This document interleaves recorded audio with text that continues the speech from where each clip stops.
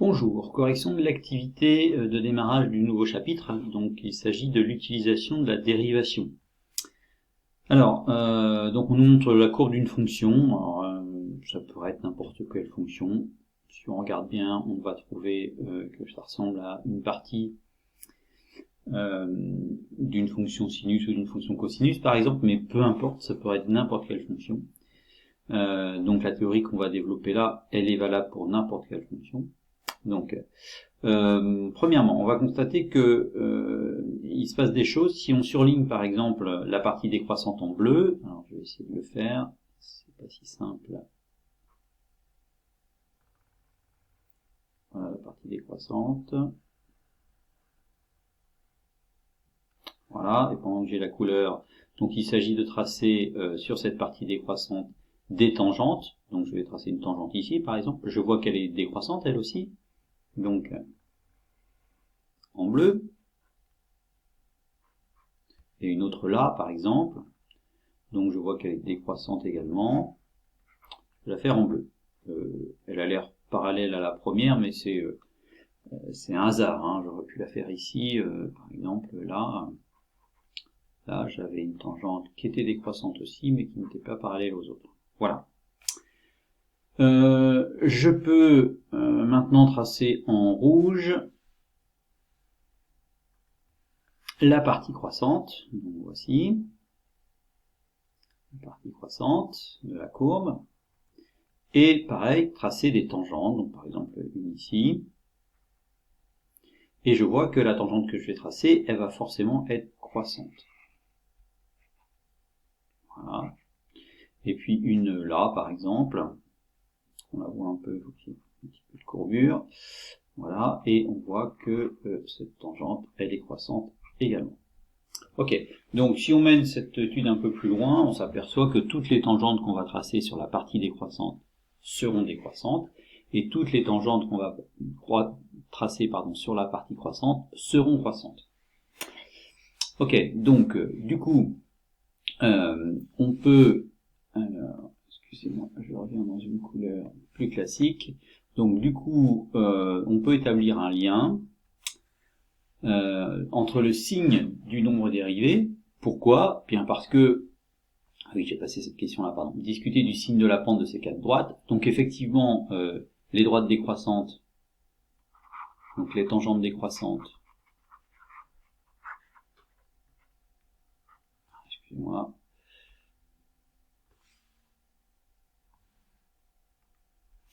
Donc les tangentes décroissantes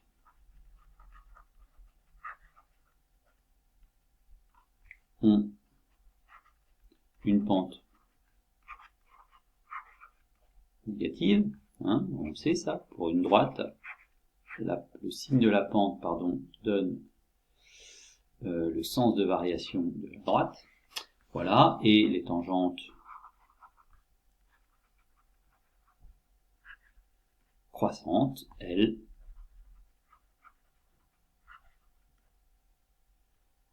ont une pente positive. Voilà. Donc, ça veut dire que quand la fonction est décroissante, ça veut dire que les tangentes sont décroissantes, et ça veut donc dire que la pente est négative. Voilà. De même, quand la fonction est croissante, alors les tangentes sont croissantes, et donc la pente est positive. Donc on a là un moyen de savoir si une fonction est croissante, c'est-à-dire à chaque fois que la pente de sa tangente est positive, la fonction sera croissante, et à chaque fois que la pente de la croissante est négative, alors la fonction sera décroissante. Donc effectivement, on va relier ça à la dérivée. Pourquoi? Parce que la pente de la tangente,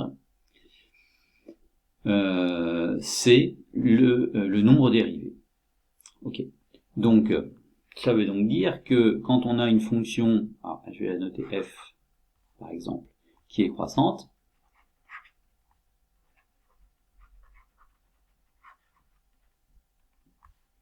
Eh bien, ça veut donc dire que les tangentes qu'on va tracer sur cette partie croissante vont être croissantes, donc les pentes positives. Or, la pente, c'est le nombre dérivé. Ça veut donc dire que f' de x va être positif. Et de même, si f est décroissante,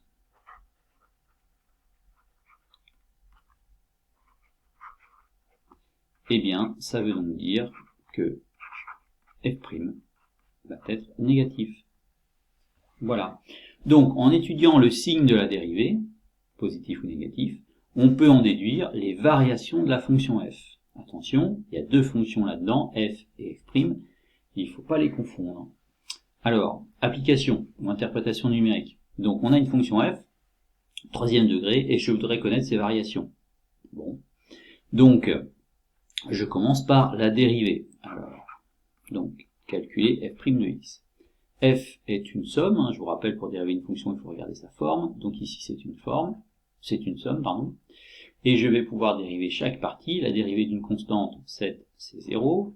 La dérivée de x, c'est 1. Donc la dérivée de 24x, c'est 24 fois 1, donc 24. La dérivée de x carré, c'est 2x. Donc la dérivée de 3x carré, c'est 3 fois 2x. Autrement dit, 6x. Et enfin, la dérivée de x au cube, c'est 3x carré. Voilà. Étudier le signe. Donc c'est un polynôme du second degré. Okay. Donc pour étudier le signe, je vais calculer le discriminant delta. Donc ça on l'a déjà fait, je passe sur les calculs, ce qui donne 324 positif. Donc il y a deux racines. Je vais pouvoir les calculer. Alors j'en ai trouvé une qui est égale à moins 4 et l'autre qui est égale à 2. Hein, donc vous retournerez voir votre cours sur le second degré pour ceux qui ne sont pas à l'aise là-dessus. Du coup, je vais pouvoir tracer le tableau de signes de cette fonction polynôme du second degré.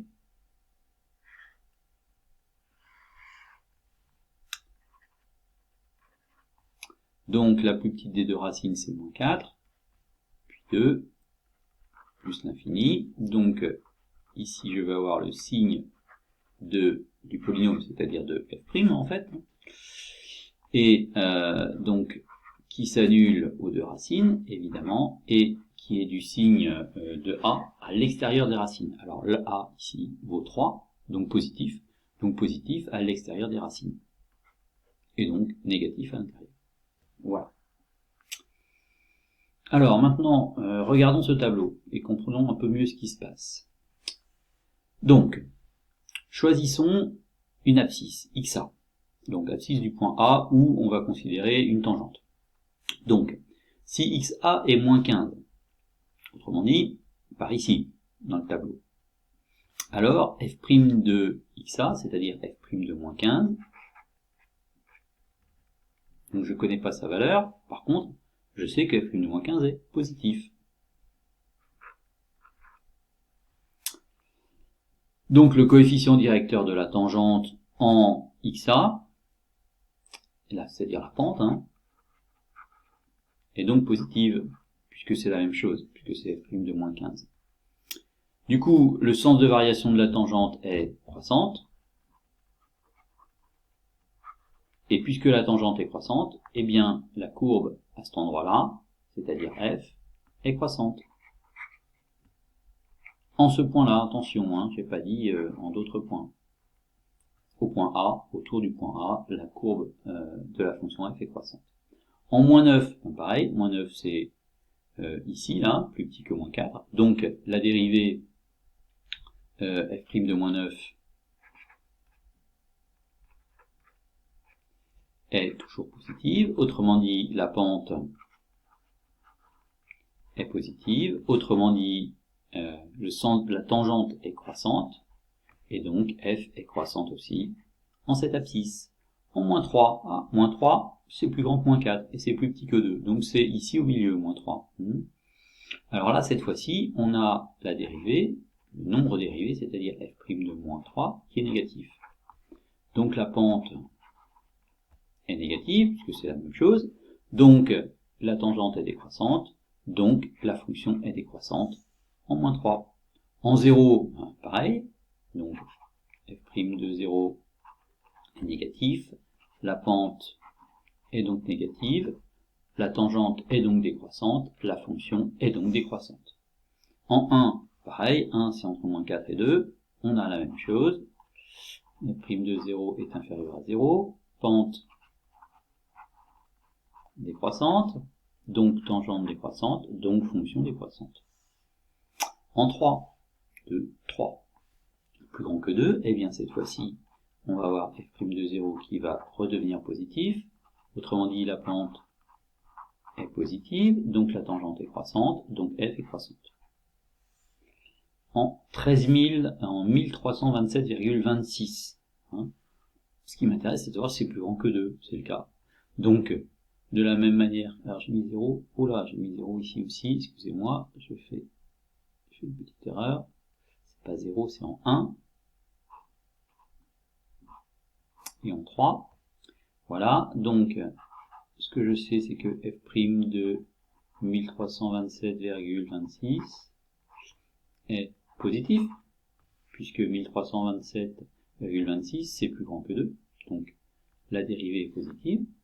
Donc la pente est positive, autrement dit, la tangente est croissante, et donc la fonction f est croissante. En pi, alors pi c'est à peu près 3,14, 3,14 c'est plus grand que 2, hein, donc on est toujours dans ce cas de figure.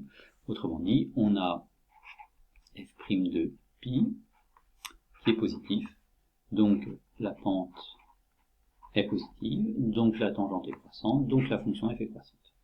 Voilà. Donc finalement, si on résume en mettant des couleurs, donc bleu pour décroissante, à chaque fois que la fonction f est décroissante, c'est-à-dire ici, ça correspond au moment où la tangente est également décroissante, c'est-à-dire que la pente de la tangente est négative, c'est-à-dire que la dérivée est négative. Par contre, à chaque fois que la fonction f est croissante, c'est-à-dire ici et là, alors la tangente est croissante aussi, puisqu'elle colle à la fonction en ce point-là.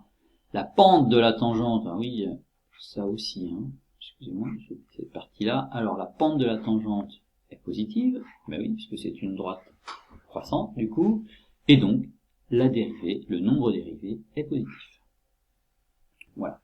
Donc, si on veut être un peu plus clair et un peu plus général surtout, on va pouvoir dire, alors je mets des couleurs, allez, je mets des couleurs, conclure, dire que la dérivée, donc c'est plus le nombre dérivé, mais c'est la dérivée au global, hein, globalement, hein, à chaque fois que la dérivée est négative, ça correspond au fait que f soit croissante. Et inversement, non, excusez-moi, je dis n'importe quoi, f est décroissante, pardon. Et inversement, à chaque fois que la dérivée est positive, ça correspond au fait que f soit croissante. Du coup, on va mettre toutes ces informations-là dans un tableau, le tableau suivant. Alors, on reprend le tableau de signe de f', c'est-à-dire celui qu'on avait fait là, hein, c'est le même. Donc, ici, j'ai moins l'infini, moins 4, 2, plus l'infini. Donc, f' s'annule en moins 4 et en 2, et puis, positif, négatif, positif. Du coup, je vais pouvoir écrire les variations de f, c'est-à-dire qu'à chaque fois que la dérivée est positive, la fonction f est croissante, là et là en fait, et à chaque fois que la fonction f' est négative, c'est-à-dire pour x entre moins 4 et 2, alors la fonction f est décroissante. Et donc on obtient le tableau de variation de f, qui est une fonction du troisième degré, donc on peut avoir les variations d'une fonction du troisième degré. Alors, là il y a des flèches, on peut compléter au bout des flèches, alors ici en moins l'infini pas trop, pour l'instant en tout cas ça viendra plus tard, mais ici oui,